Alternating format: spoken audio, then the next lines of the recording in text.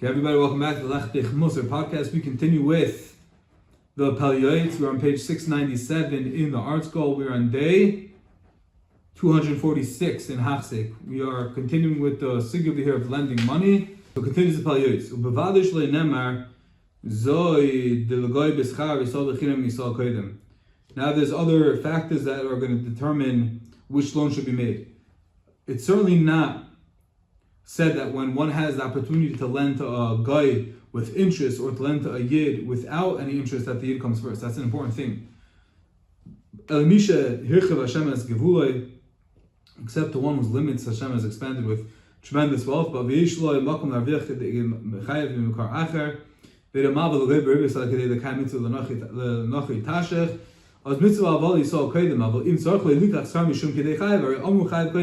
the Pele Yoeitz that if a guy and a yid both come to you and you want to make money on your hava, and there's a mitzvah, yes, to lend both a guy and a yid, but the yid is kodim, but you can use the money from the hava, then you're allowed to give to the guy first. Then hare amru chayav kodim, your own life.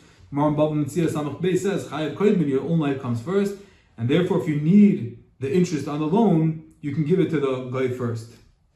But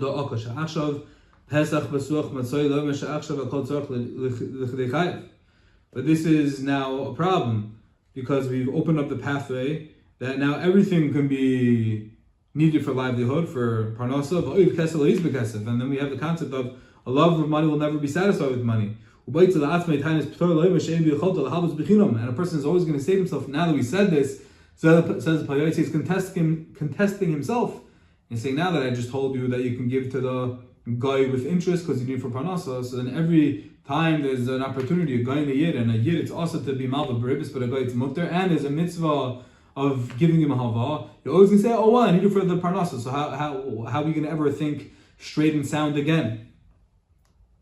So he says, Hashem will not investigate this. Says the Pele Yoeitz over here that a person always has to keep in mind, and these are gems that the Pele Yoeitz is dropping everywhere. It's a pasuk in Tehillim, but it applies not just to lending out money to other people, it applies to every situation in life.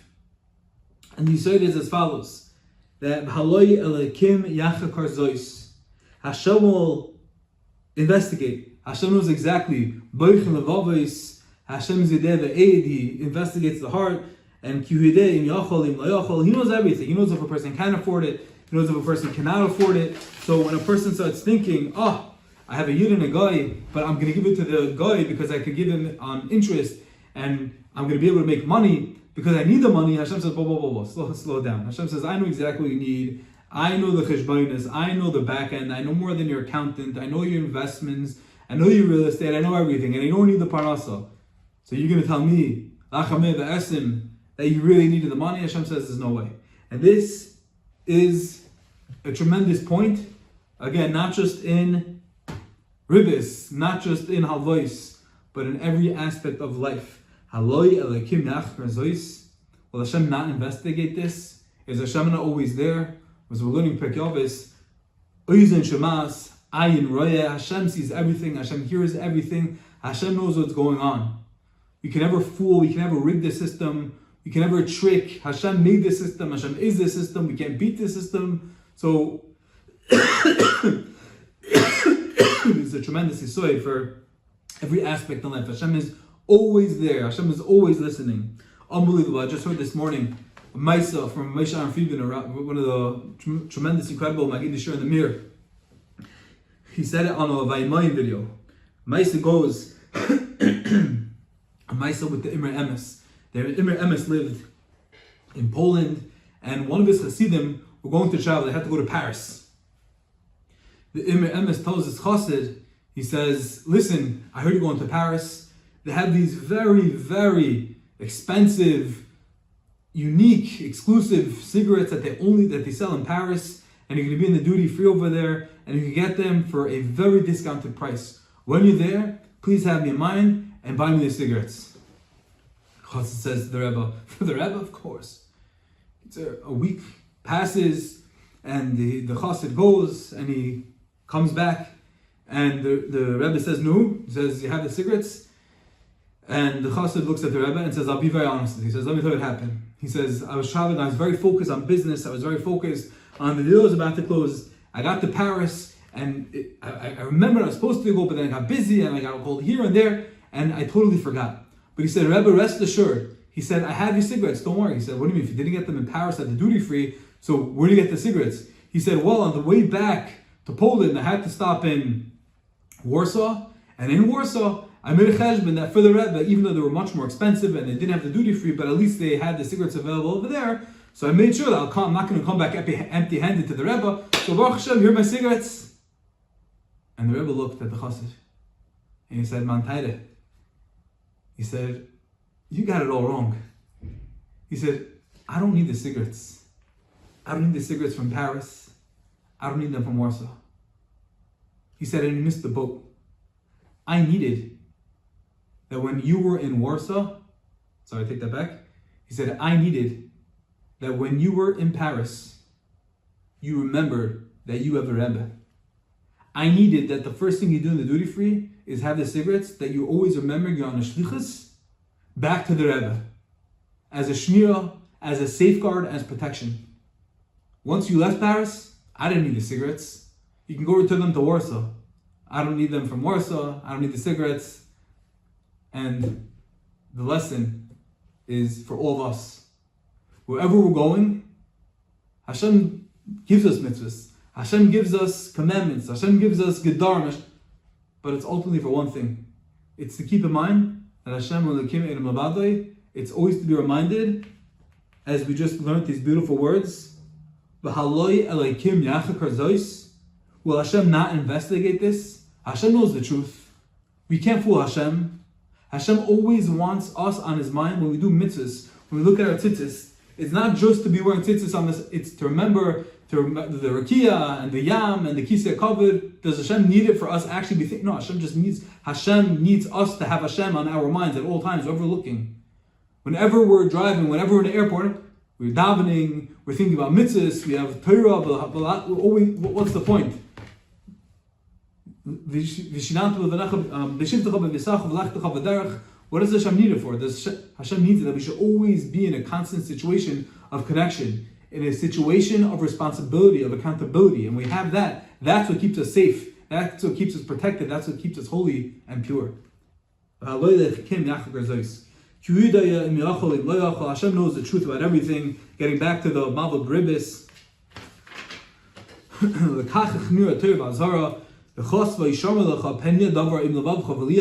This is why the Torah says, always be sure, if there's something that creeps into your heart, that's davar belial, that's shaky, that's slimy, Hashem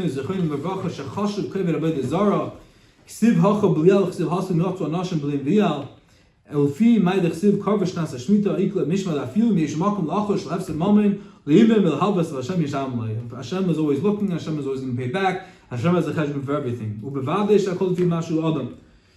Even though we've been saying that a person should try to fulfill this mitzvah to the best of his ability, he shouldn't be overly free with his loans either. He shouldn't just be giving people money everywhere saying, don't worry about it.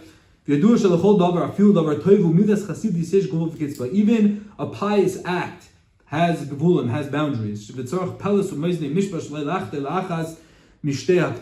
shouldn't go too far to any side. The middle path is always the best way. As we learned in the Mishnah, the pleasant, the proper path.